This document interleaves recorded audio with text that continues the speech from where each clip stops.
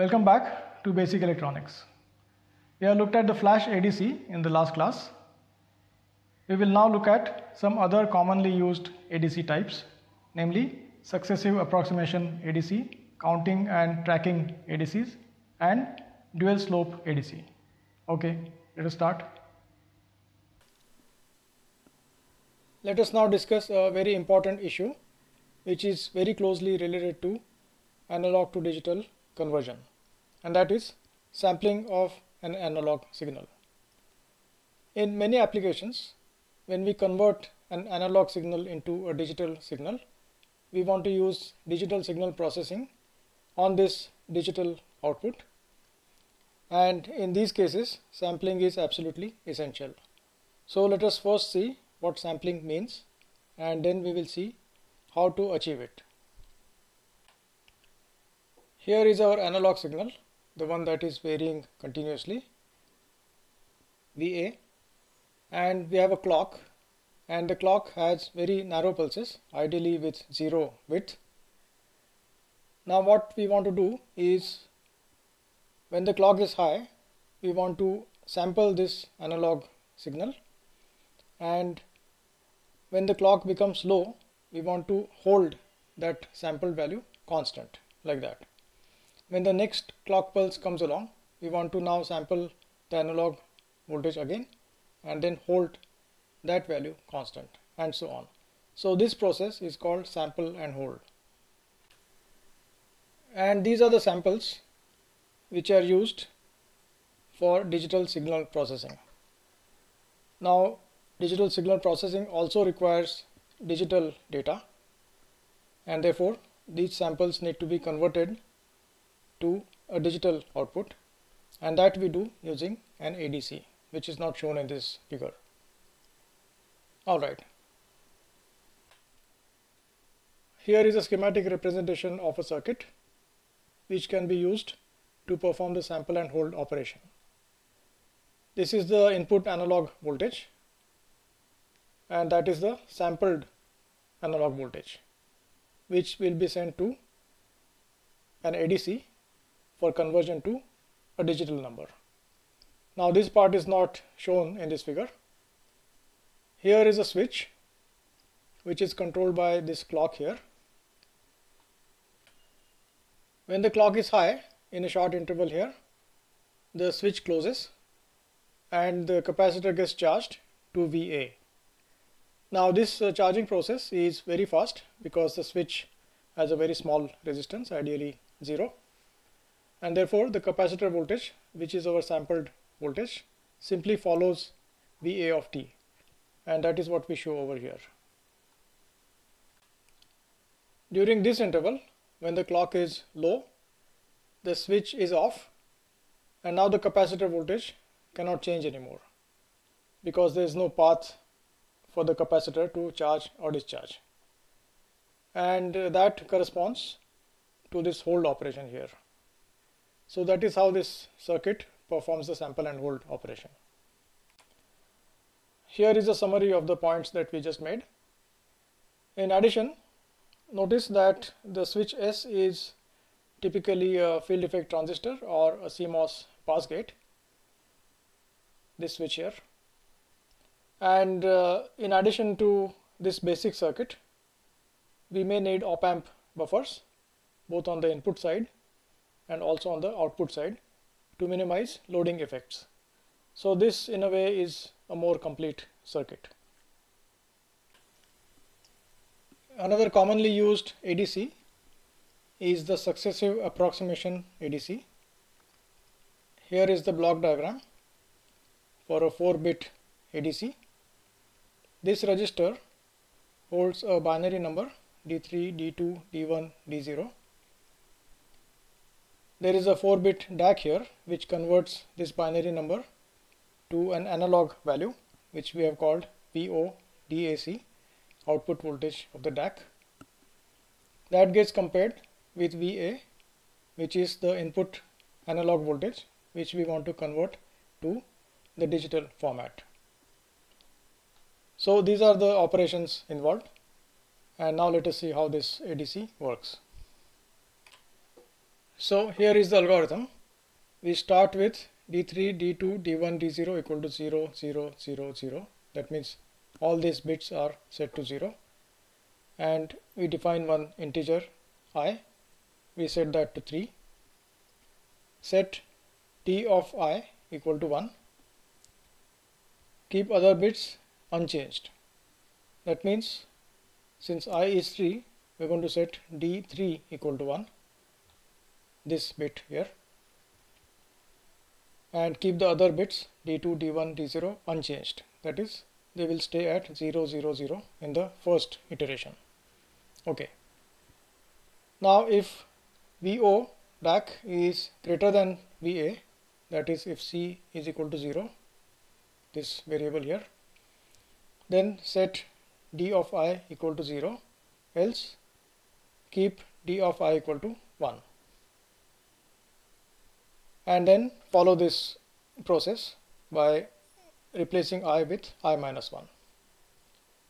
So that is the algorithm, and it will become more clear when we look at an example in the next slide. At the end of 4 steps, the digital output is given by D3, D2, D1, D0. So at the end of 4 steps, the contents of this register will be the digital output that we are looking for. Let us now consider this example.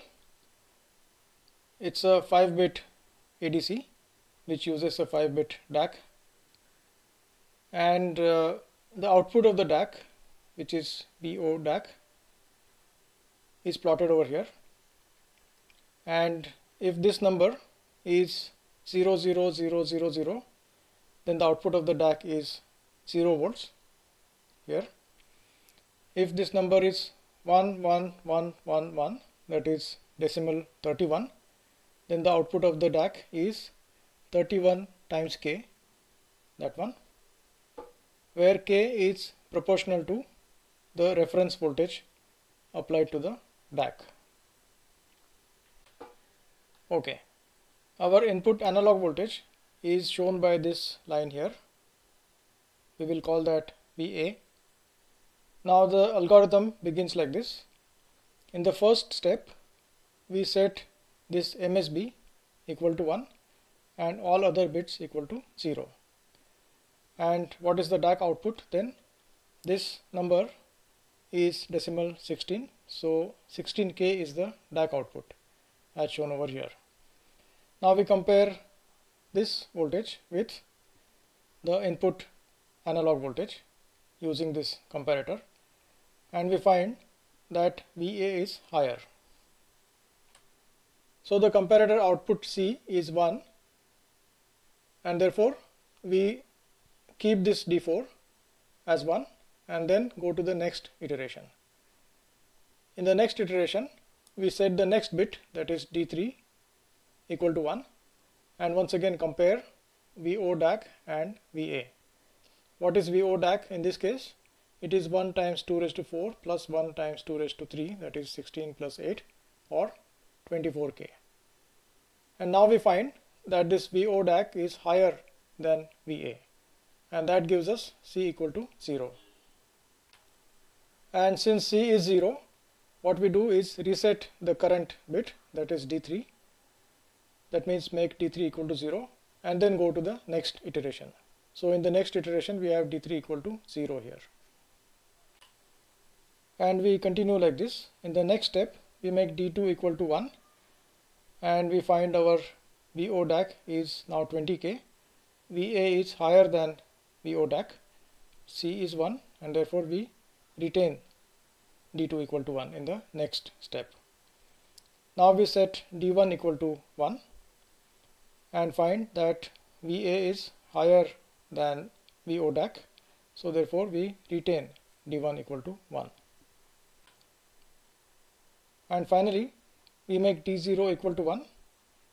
We find that our VA is now lower than VO DAC, and therefore we reset D0. So at the end of the 5th step, we know that the input voltage corresponds to 10110, that is 10110, because D0 has been reset. one small correction is required. For the digital representation to be accurate up to plus minus half LSB, delta V corresponding to half LSB is added to VA. And you can read more about this in this reference. Let us now look at how a successive approximation ADC can be implemented. This is the example that we considered in the last slide, and this is how it can be implemented. We have an input voltage VA prime of t, a time varying analog voltage, and this voltage is fed to a sample and hold circuit to produce this V sub A, the same as this VA shown here. Now this VA is expected to be held constant throughout the conversion process, and therefore we must adjust the frequency for this sample and hold circuit, the clock frequency, so that VA remains constant throughout the conversion process. Alright, so that VA is one input of the comparator. The other input, this one, comes from the DAC, and that we have called as VO DAC over there. The output of the comparator goes to this control logic, which figures out which binary number should be loaded into the n-bit successive approximation register in the next clock cycle. This control logic gets this clock signal, and that should not be confused with the clock signal for the sample and hold circuit. This clock signal essentially controls the speed of this conversion process. As an example, let us say that this clock has a frequency of 1 megahertz. That means the clock period is 1 microseconds. And let us say that it takes 20 cycles, 20 clock cycles to complete the conversion process. That means this entire conversion from analog to digital is going to take 20 microseconds. And therefore we must make sure that this VA is held constant for at least 20 microseconds. The output of the n-bit successive approximation register, or SAR in short, is sent to the DAC, and it also serves as our final digital output when the conversion process is completed. So that is the overall block diagram of the implementation of the successive approximation ADC. Let us make a few remarks. Each step, that is setting of the SAR bits, these bits for example, and comparison of VA and VO DAC, this comparison, is performed in one clock cycle, and now we are referring to this clock signal here, and therefore the conversion time is n cycles. So if this clock has a period of t, then the total conversion time is n times t, where n is the number of bits, and that is irrespective of the input voltage value VA. Now this time, the conversion time, is definitely larger than that required for a flash ADC, but as we will see, it is better than some other ADC types. Commercially, successive approximation ADCs with built-in or external sample and hold are available for 8 to 16 bit resolution, and the conversion times are typically a few microseconds to tens of microseconds. So these are considered medium speed ADCs, and they are useful for applications such as speech transmission with PCM, for example. PCM is pulse code modulation. Let us now discuss the counting ADC, or also called the digital ramp ADC. Here is the block diagram. It has an n-bit counter with a reset input and a clock input. The output of the counter, all these bits, is given to an n-bit DAC, which converts it to an analog value which is called VO DAC over here, the output of the DAC. This is our input analog voltage that goes through a sample and hold circuit, and that is applied to the plus input of this comparator. The minus input is VO DAC. The output of the comparator, C, is ANDed with the clock signal, and that serves as the clock for the counter. So that is the block diagram, and now let us see how the ADC functions. Alright, the start conversion signal, this pulse here, clears the counter. That means all these bits are reset to 0. Counting begins, and VO DAC increases with each clock cycle, the output of the DAC here. And that VO DAC looks like this because the count is increasing with every clock cycle. When VO DAC exceeds VA, C becomes 0 and counting stops. Let us look at this point. This is our input analog voltage after sample and hold, and at this point our VO DAC exceeds VA. When that happens, C becomes 0 and the output of this AND gate therefore becomes 0, and the counter does not receive the clock, so counting stops. Now at this point, the binary number that we have here in the counter is the digital output that we are looking for. If VA was larger, for example somewhere here, then this counter would count for some more time and then stop. So that is how this counting ADC works. Alright, so this is a very simple and therefore attractive scheme, but the conversion time depends on VA, as is obvious. If VA is here, then we need that many clock cycles. If VA is here, then we need a larger number of clock cycles. B, it is a slow process, and in the worst case it takes 2 raised to n minus 1 clock cycles. So if n is 10, for example 10 bit ADC, then this number is 1024 minus 1. That's a large number of clock cycles. And to improve upon the speed, we have this ADC called the tracking ADC, and that is what we will see now in the next slide. Here is the block diagram of a tracking ADC, and it is quite similar to the counting ADC which we saw in the last slide. The only difference is that here we have an up-down counter, and if you recall, in the counting ADC the counter always started from all bits equal to 0, that is decimal 0. Here that is not the case. So let us see how this works. In this case, the clock is always provided, and whether the counter counts up or down is decided by this output C of the comparator. Now for the comparator, V plus is the input analog voltage VA after sample and hold, and V minus is the same as VO DAC, the output of the n bit DAC. Alright, let us take an example. Say VA is larger than VO DAC, then C would be 1, and that signals the counter to count up. Then the count increases and VO DAC increases. So in this manner, VO DAC tries to catch up with the input analog voltage.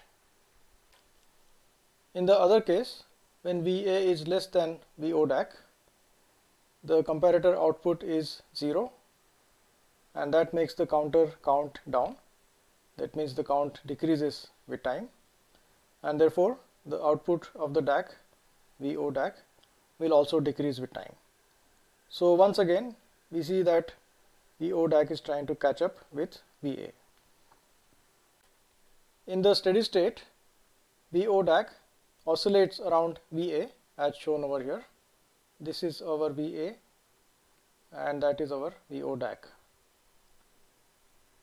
Now in this clock period, for example, VO DAC is higher than VA, so the counter will be asked to count down, so the count has gone down, so VO DAC has decreased by 1, and now we find that VO DAC is less than VA, so the counter will be asked to count up, and so on. So that gives rise to these oscillations around VA.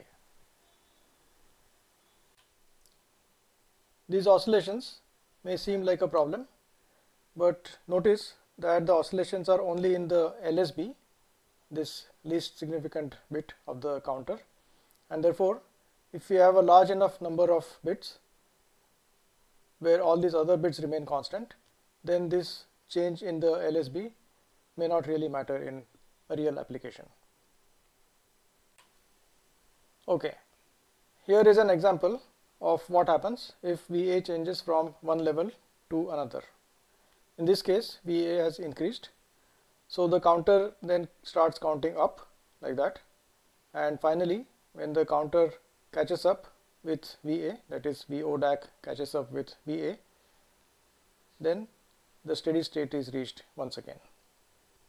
Alright, in summary, the counter counts up if VO DAC is less than VA, else it counts down. If VA changes, the counter does not need to start from all zeros, so the conversion time is less than that required by a counting ADC, which we saw in the last slide. And this kind of ADC, the tracking ADC, is used in low cost, low speed applications. For example, measuring output from a temperature sensor or a strain gauge, where quantities don't vary very fast. The time scale may be in the milliseconds range. There is another useful ADC type, that is the dual slope ADC, and it is often used in handheld multimeters, for example.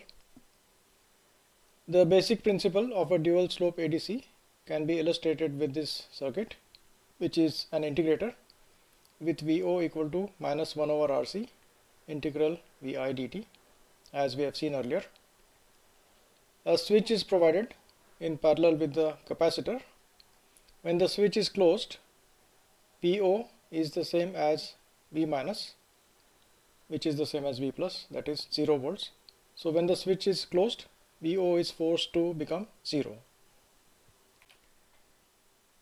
The input voltage for the integrator, that is VI, is either VA, the input analog voltage, or it is a reference voltage VR. And there is a switch which connects these two nodes or these two nodes. Alright, let us now see how this ADC works. Let us say that at t equal to 0, we reset the integrator output to 0 volts by closing S momentarily. So we close this and open it very quickly. So that makes the output voltage equal to 0. So that is our starting point.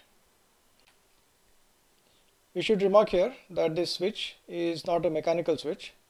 It is an electronic switch, for example a transistor, and it is operated using some control logic which is inside the ADC chip, and it needs to close only long enough so that the capacitor gets discharged.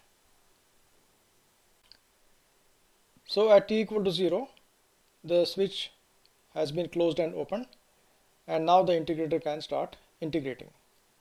So in the first phase, we put this switch in this position. So our VI is equal to VA, that is the input analog voltage which we want to convert to the digital format. So the integrator starts integrating VA, and that happens for a fixed interval t1.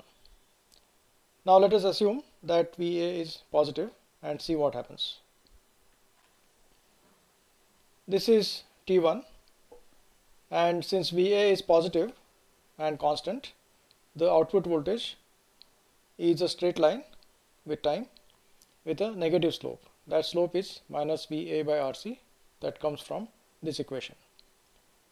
Alright, so what is the value of VO at t equal to t1?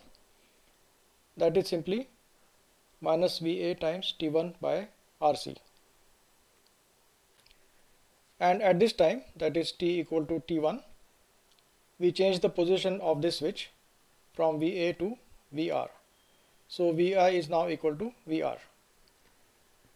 And if VA is positive, then we choose a VR which is negative and also larger than VA in magnitude. So then what happens is VO starts increasing now because VR is negative, and this slope in magnitude is larger than this slope because our VR is larger in magnitude than VA.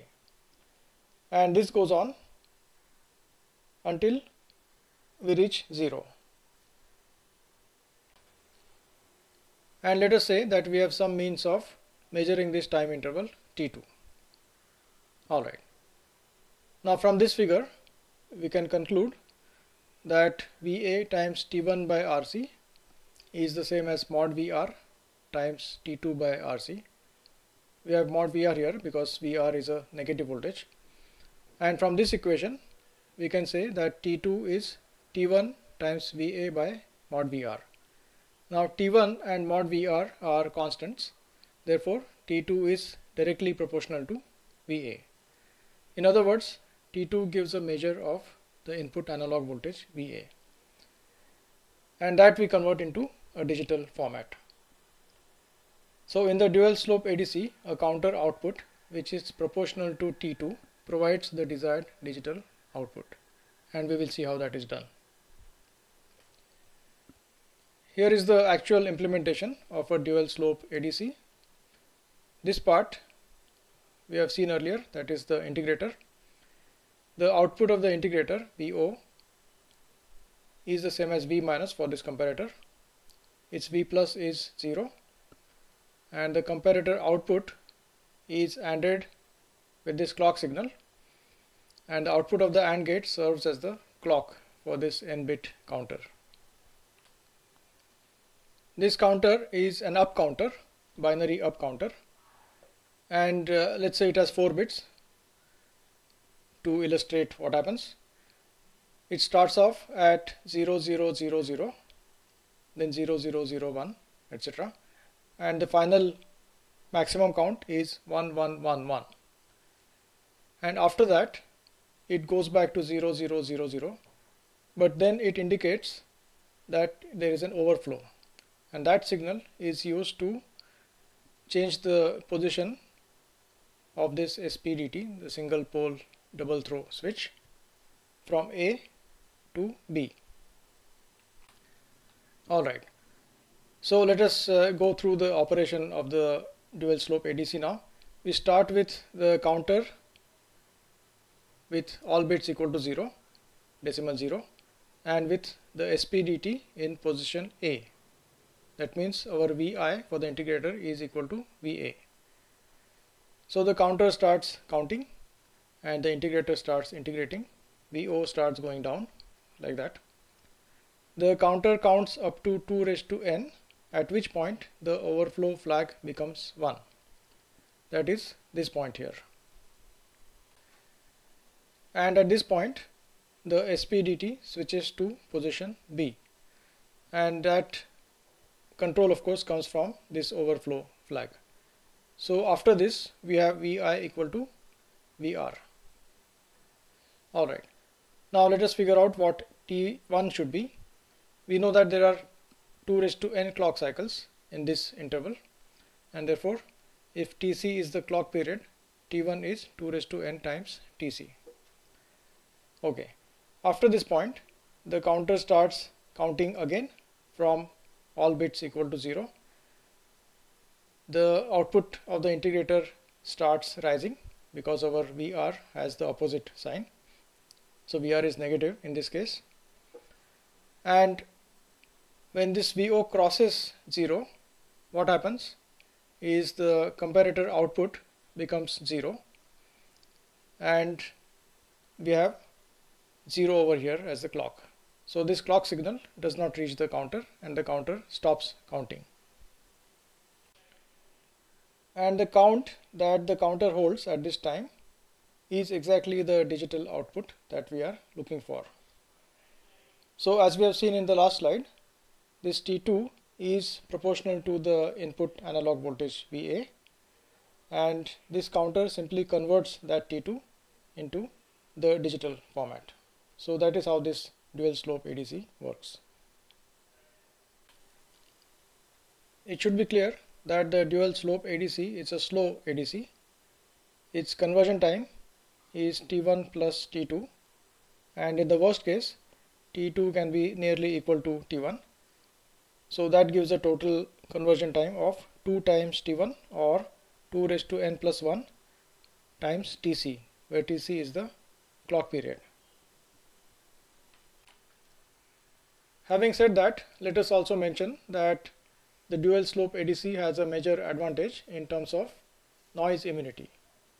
Let us try to understand what that is. The analog voltage which we are trying to convert to the digital format is expected to be constant throughout the conversion process. However, there is some noise riding on it, and the noise can be both positive and negative. When we integrate VA, what happens to the noise? Because it is both positive and negative, its integral is approximately 0 or a very small value, and therefore it does not reflect in the digital output. And that is a big advantage of the dual slope ADC, and that is why it is popular in applications such as handheld multimeters. To summarize, we have seen the successive approximation ADC, counting and tracking ADCs, and dual slope ADC. We have also commented on their advantages and limitations. That brings us to the end of this course, but we have only scratched the surface so far. It is important to remember that electronics is 10% theory and 90% practice. When we actually want to build a product, we need to know several practical matters, such as which op-amp meets the performance criteria, how to pick a diode or a BJT for a given application, how to design a PCB, and so on. Is there an alternative solution which may be better in some way? This course will get you started, but you need to pick up many things on your own to become a practicing electronics engineer. Fortunately, we have an excellent resource, the internet, and there are some excellent books written by people who have worked in the area for a long time and built their own circuits. So you can make use of all of these resources. I wish you all the best in your careers. Goodbye.